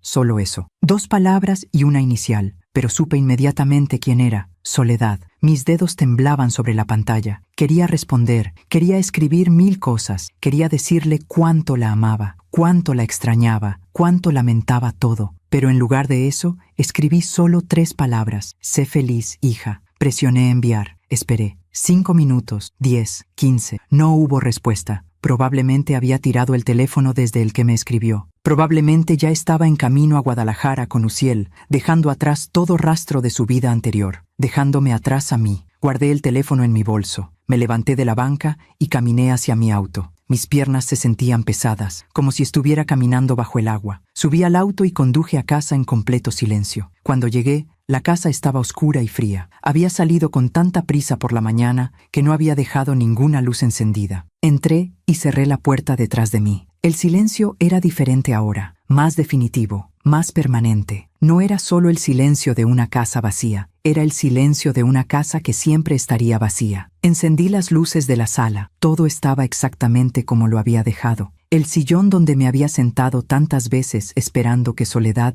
llegara de visita. La mesa de centro con los álbumes de fotografías que había sacado ayer. Parecía que había pasado un año desde entonces. Caminé hacia la cocina y preparé té. No porque tuviera ganas de beberlo, sino porque necesitaba hacer algo con mis manos, algo rutinario, algo normal. Mientras esperaba que el agua hirviera, miré alrededor de la cocina. En la puerta del refrigerador había fotografías viejas sostenidas con imanes. Soledad a los 5 años, a los 10, a los 15. En ninguna de esas fotografías se veía verdaderamente feliz. Ahora lo entendía. El agua hirvió, preparé el té y me senté a la mesa de la cocina. La misma mesa donde Soledad y yo habíamos desayunado juntas miles de veces. Usa este plato, no ese. Come más vegetales, no tan rápido. Te vas a ahogar. Siéntate derecha. Incluso durante algo tan simple como el desayuno, yo había estado controlándola, diciéndole cómo sentarse, qué comer, cómo comportarse. Bebí el té sin saborearlo realmente. Cuando terminé, lavé la taza y la dejé secándose en el escurridor. Luego subí las escaleras hacia el segundo piso. Pasé junto a mi habitación y me dirigí directamente al cuarto de Soledad. Encendí la luz. La habitación se iluminó, mostrando todo exactamente como había estado durante los últimos 3 años desde que se casó. La cama perfectamente tendida, el escritorio ordenado, las fotografías en la pared. Caminé hacia el closet y lo abrí. Toda esa ropa que había elegido para ella colgaba ahí como fantasmas de decisiones pasadas. Saqué un vestido. Era color verde menta, de manga corta, con un lazo en la cintura. Se lo había comprado cuando tenía 16 años. Recordaba el día perfectamente. Soledad había querido un vestido diferente. Uno rojo, sin mangas, más juvenil. Ese es demasiado llamativo. Este verde es mucho más apropiado. Te verás como una señorita educada. Soledad se había probado el vestido verde en la tienda. Se había mirado en el espejo y no había dicho nada. Solo había asentido y se lo había dejado puesto mientras yo pagaba. Ahora, sosteniendo ese vestido entre mis manos, me di cuenta de algo. Nunca la había visto usarlo, ni una sola vez. Probablemente lo colgó en el closet en cuanto llegamos a casa y nunca más lo tocó. Dejé el vestido sobre la cama y saqué más ropa, blusas, faldas, pantalones, toda elegida por mí, toda aprobada por mí, nada elegido por ella. Comencé a sacar toda la ropa del closet. La amontoné sobre la cama hasta que formó una montaña de tela de colores que yo había considerado apropiados, pero que Soledad probablemente había odiado. Cuando el closet estuvo completamente vacío, me senté en el piso y lloré. Lloré por todos los años perdidos, por todas las decisiones que había tomado por ella, por todas las veces que había silenciado su voz pensando que sabía mejor. Lloré hasta que no quedaron más lágrimas. Cuando finalmente pude levantarme, eran casi las 8 de la noche. Me dolían las rodillas y la espalda de haber estado sentada en el piso durante horas. Bajé a la cocina. Mi teléfono mostraba 3 llamadas perdidas de Lupita. Probablemente quería saber cómo había estado el funeral. No la llamé de vuelta. No estaba lista para hablar con nadie. En lugar de eso, hice algo que no había hecho en años. Saqué una botella de vino tinto que Ricardo había guardado para una ocasión especial que nunca llegó. La abrí y me serví una copa. Me senté en la sala con el vino, mirando las fotografías que aún estaban sobre la mesa de centro. En una de ellas, Soledad tenía unos 12 años. Estábamos en el jardín de la casa. Yo estaba de pie detrás de ella con las manos sobre sus hombros. Los dos mirábamos a la cámara. Yo sonreía ampliamente. Soledad no sonreía. Tenía la boca en una línea recta, los ojos inexpresivos. ¿Cómo no lo había visto antes? ¿Cómo había estado tan ciega durante tantos años? Bebí el vino lentamente. Luego me serví otra copa y otra. No estaba acostumbrada a beber. El alcohol me hizo sentir mareada, pero al menos entumecía un poco el dolor. A las 10 de la noche sonó el timbre de la puerta. Me levanté con dificultad del sillón, sintiendo el mundo girar ligeramente a mi alrededor. Caminé hacia la puerta y miré por la mirilla. Era Uziel. Estaba parado en mi porche, con la misma ropa del funeral, mojado por la llovizna que había comenzado a caer otra vez. Abrí la puerta. «Doña Berenice», dijo con voz ronca, «necesito hablar con usted».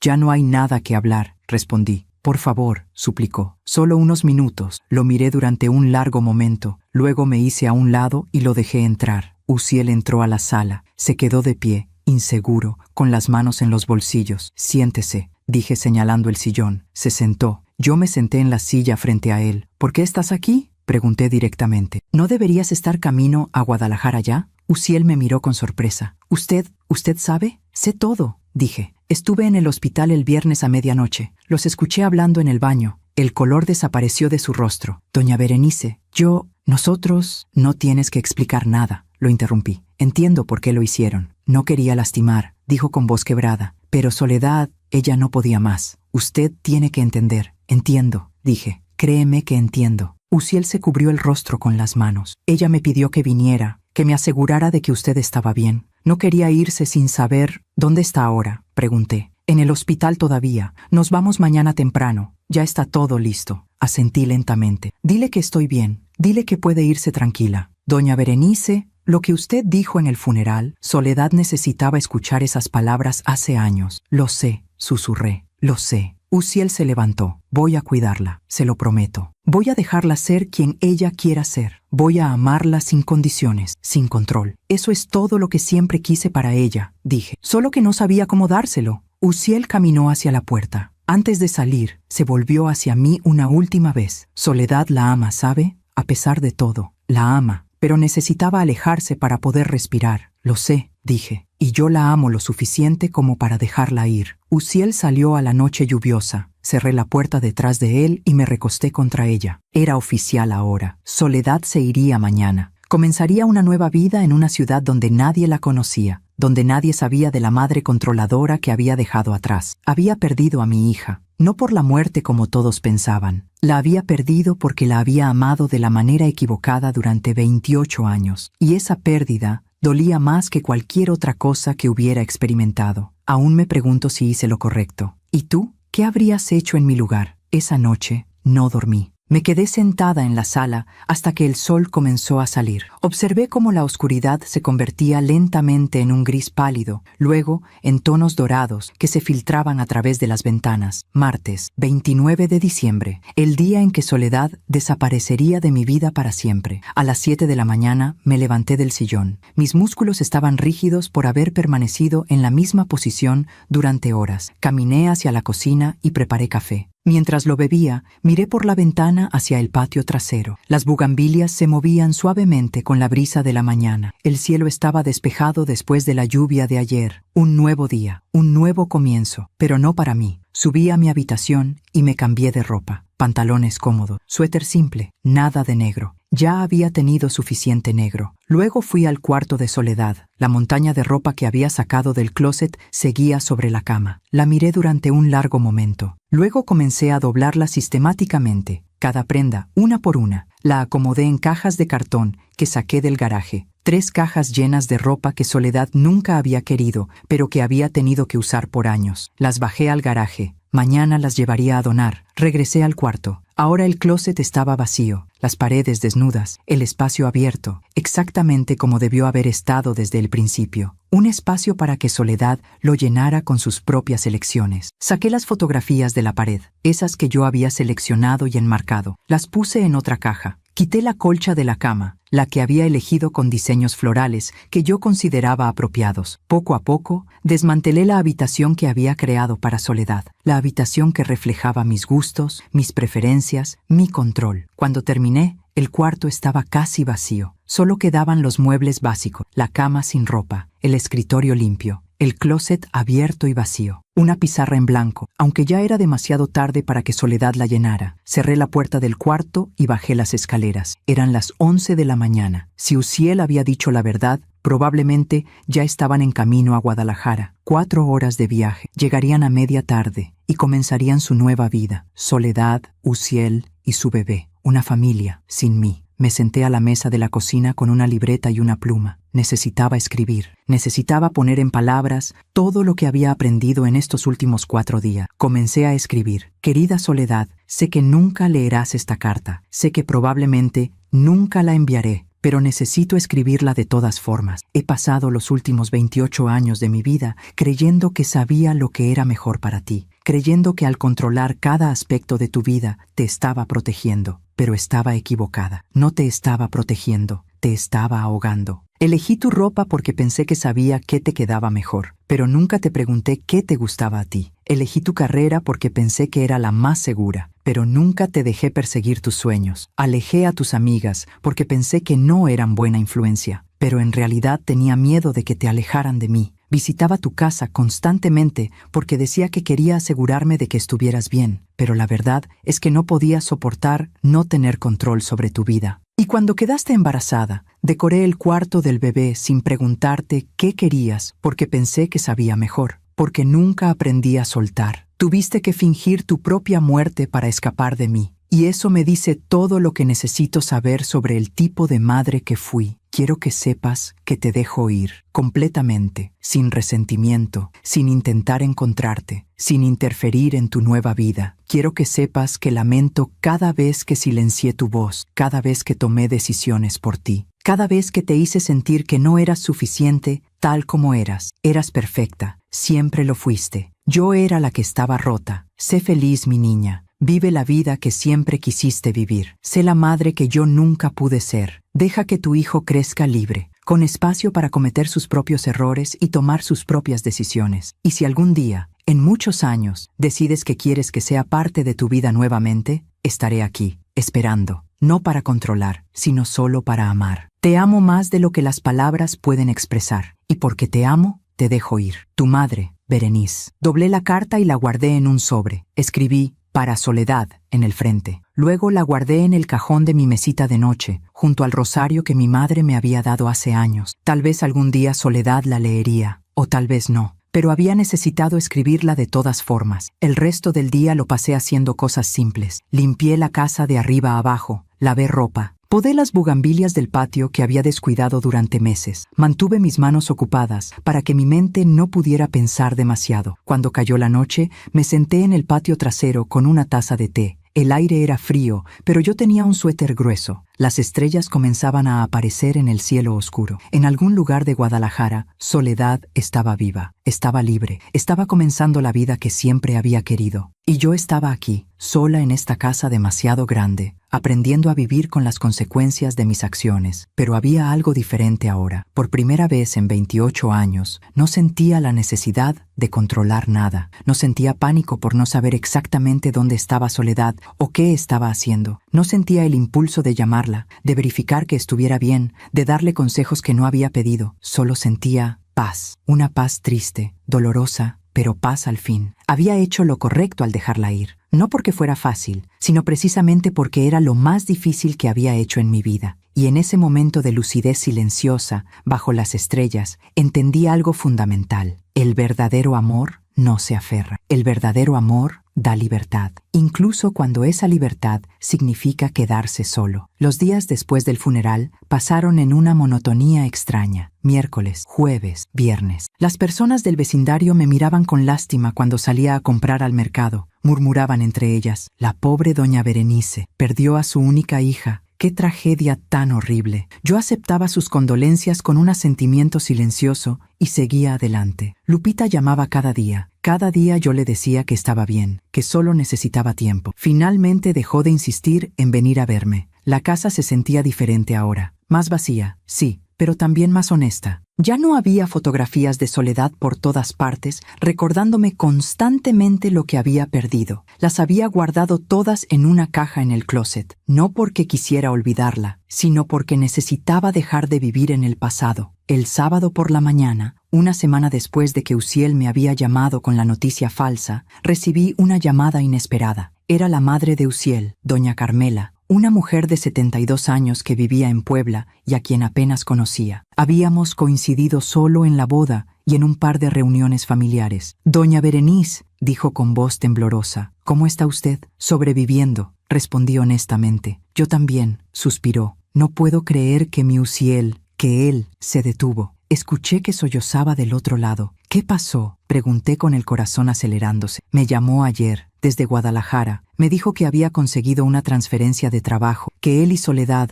habían decidido mudarse allá para empezar de nuevo, lejos de los recuerdos dolorosos». Me quedé en silencio. «Pero doña Berenice, Soledad está muerta. ¿Por qué me diría que ella está con él? ¿Por qué me mentiría así? Estoy tan preocupada. Creo que está teniendo un colapso nervioso. Creo que la pérdida lo ha afectado tanto que está imaginando cosas». Cerré los ojos. Por supuesto, Uziel no le había contado la verdad a su propia madre. Ella pensaba que Soledad realmente había muerto. Y ahora pensaba que su hijo había perdido la cordura. «Doña Carmela», dije cuidadosamente, «Uziel está bien, créame. Pero ¿cómo puede estar bien? Habla como si Soledad estuviera viva, como si hubieran planeado esta mudanza juntos. No tiene sentido. A veces el dolor nos hace decir cosas extrañas», dije. «Dele tiempo. Quiero ir a Guadalajara a verlo». Pero me dio una dirección y cuando la busqué en el mapa, no existe. ¿Por qué me daría una dirección falsa? ¿Qué está ocultando? «Porque no quiere que lo encuentres», pensé. «Porque la mentira se extiende más allá de mí». «Tal vez se equivocó con la dirección», sugerí. «Dele unos días y vuelva a llamarlo». Doña Carmela suspiró profundamente. «Usted tiene razón. Estoy siendo sobreprotectora. Siempre lo he sido con Uziel. Es mi único hijo, ¿sabe?» «Lo sé», dije. «Yo también fui sobreprotectora con mi hija». Colgamos poco después. Me quedé sentada con el teléfono en la mano pensando. Uziel ahora tendría que mentirle a su madre por el resto de su vida. Tendría que inventar excusas de por qué nunca podía visitarlos, por qué nunca podía enviar fotografías actuales de Soledad, por qué su madre nunca podría conocer a su nieto. Él había elegido darle libertad a Soledad,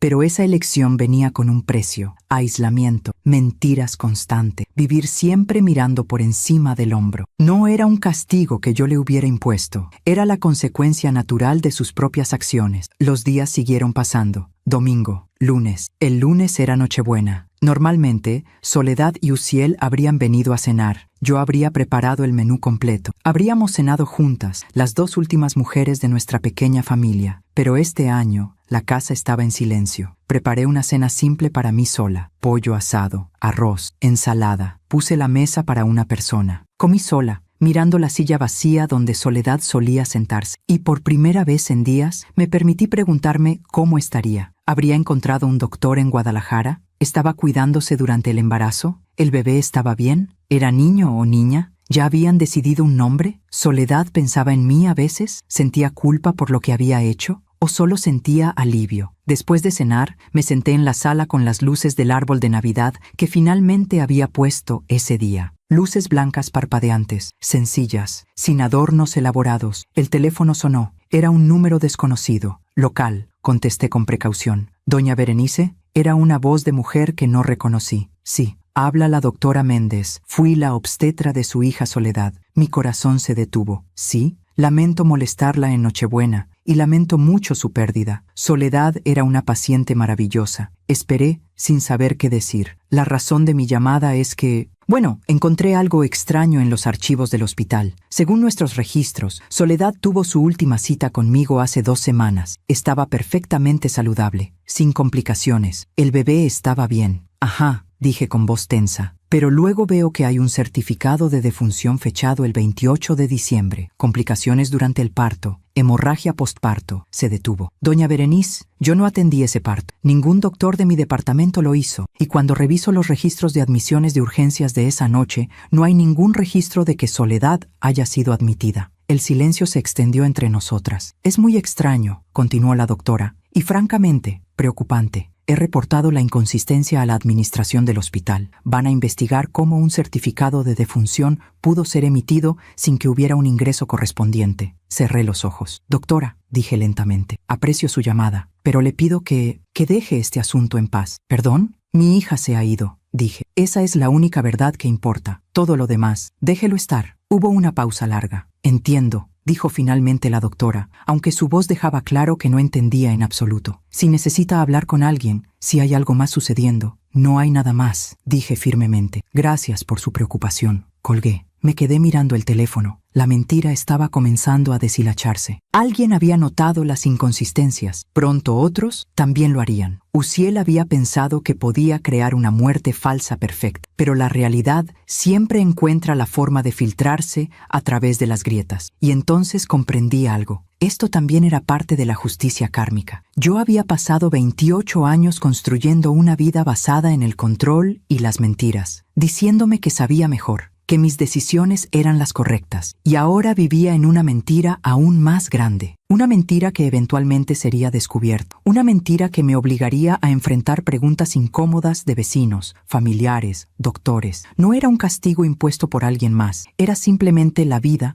devolviéndome exactamente lo que había sembrado durante décadas. La Navidad llegó al día siguiente, martes 25 de diciembre. Me desperté sola en mi casa silenciosa. No había regalos bajo el árbol. No había llamadas de soledad deseándome feliz Navidad como había ocurrido cada año desde que nació. Solo silencio. Pasé el día ordenando, limpiando, manteniendo mis manos ocupadas. Al atardecer, me senté en el patio trasero con una taza de café. El cielo se teñía de naranja y rosa mientras el sol se ponía, y pensé en Soledad. En algún lugar de Guadalajara, probablemente estaba celebrando su primera Navidad libre, sin tener que venir a mi casa, sin tener que seguir mis reglas, sin tener que pretender ser alguien que no era. Probablemente era la Navidad más feliz de su vida, y yo estaba sola, completamente sola. Pero era la soledad que había creado con mis propias manos. Alguna vez me había llamado controladora. Había pensado que estaba exagerando, que era joven, y no entendía que todo lo que yo hacía era por su bien. Pero ella tenía razón, siempre había tenido razón, y ahora yo pagaba el precio, no porque alguien me estuviera castigando, sino porque esta era la consecuencia natural e inevitable de mis propias elecciones. La vida siempre cobra sus deudas, a veces solo toma 28 años. Hoy es sábado, 28 de diciembre. Ha pasado exactamente un mes desde que Uziel me llamó para decirme que Soledad había muerto. Un mes desde que mi vida se dividió en dos, el antes y el después. Me despierto temprano, como siempre. El sol apenas comienza a iluminar el cielo. Preparo mi café y me siento junto a la ventana de la cocina, mirando las bugambilias que finalmente podé la semana pasada. La casa está en silencio, pero ya no es el silencio pesado y sofocante de las primeras semanas. Es simplemente silencio. He aprendido a vivir con él. Ayer recibí una carta. Llegó en un sobre sin remitente. El matasellos era de Guadalajara. Adentro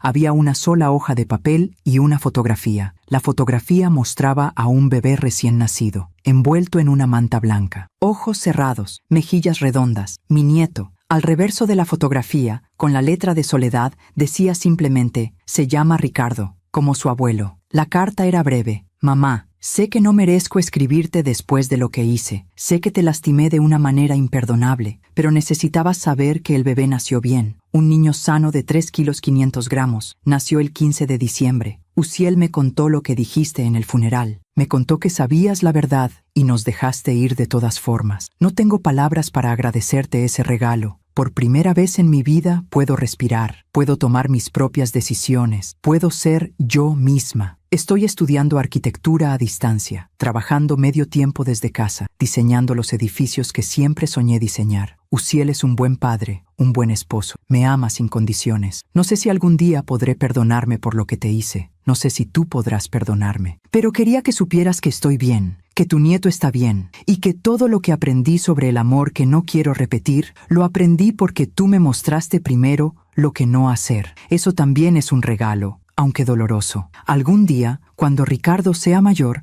le contaré sobre su abuela, sobre la mujer que me amó tanto, que finalmente aprendió a dejarme ir. Gracias, mamá. Soledad. Leí esa carta 20 veces. La guardé en el sobre y la puse junto a la carta que yo escribí para ella semanas atrás. 2 cartas, 2 mujeres, 2 versiones del amor. Esta mañana, después de terminar mi café, subo al cuarto que fue de Soledad, el cuarto que desmantelé hace un mes. Las paredes aún están vacías, el closet aún está abierto, pero cuelgo la fotografía de Ricardo en la pared, solo esa, nada más. Un recordatorio de que la vida continúa, de que hay esperanza incluso en la pérdida. Bajo las escaleras y salgo al patio. Las bugambilias están floreciendo otra vez, flores color fucsia brillante contra las paredes de adobe, hermosas, salvajes, libres, como Soledad debió haber sido desde siempre. Me siento en la banca bajo el árbol y pienso en todo lo que he aprendido en este mes. He aprendido que amar no significa poseer. He aprendido que proteger no significa controlar. He aprendido que ser madre no significa decidir por otra persona cómo debe vivir su vida. He aprendido que a veces el mayor acto de amor es soltar, dejar ir,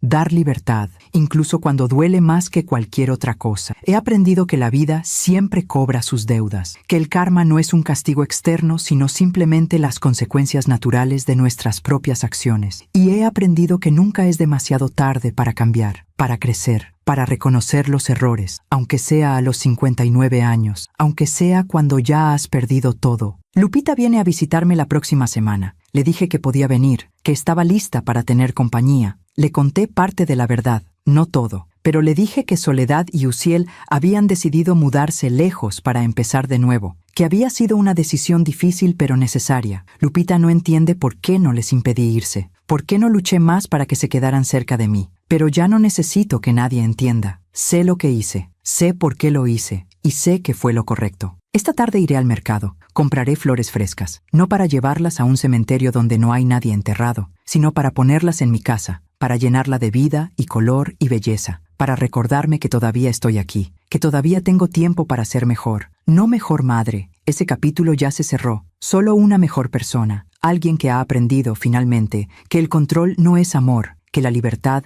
es el regalo más valioso que puedes darle a alguien que amas, y que a veces perder todo es la única forma de encontrarte a ti misma. Me levanto de la banca y camino de regreso a la casa. En la mesa de la cocina está mi libreta. La abro y comienzo a escribir. No una carta esta vez, sino mi historia. Esta historia. La historia de una mujer que amó tanto y tan mal que su hija tuvo que fingir su muerte para ser libre. La escribo porque tal vez, solo tal vez, otra mujer la leerá algún día. Otra madre que se está agarrando demasiado fuerte, que está controlando en nombre del amor, que está cometiendo los mismos errores que yo cometí. Y tal vez mi historia la ayudará a abrir los ojos antes de que sea demasiado tarde, porque esa sería la verdadera redención, no cambiar el pasado, eso es imposible, sino usar el dolor del pasado para crear algo bueno en el futuro. Escribo durante horas. Las palabras fluyen como si hubieran estado esperando dentro de mí durante meses, años, décadas. Cuando finalmente pongo la pluma sobre la mesa, el sol se está poniendo otra vez. Leo la última línea que escribí. Si mi historia ayuda a una sola mujer a abrir los ojos, habrá valido la pena. Cierro la libreta y sonrío. Por primera vez en un mes, sonrío de verdad.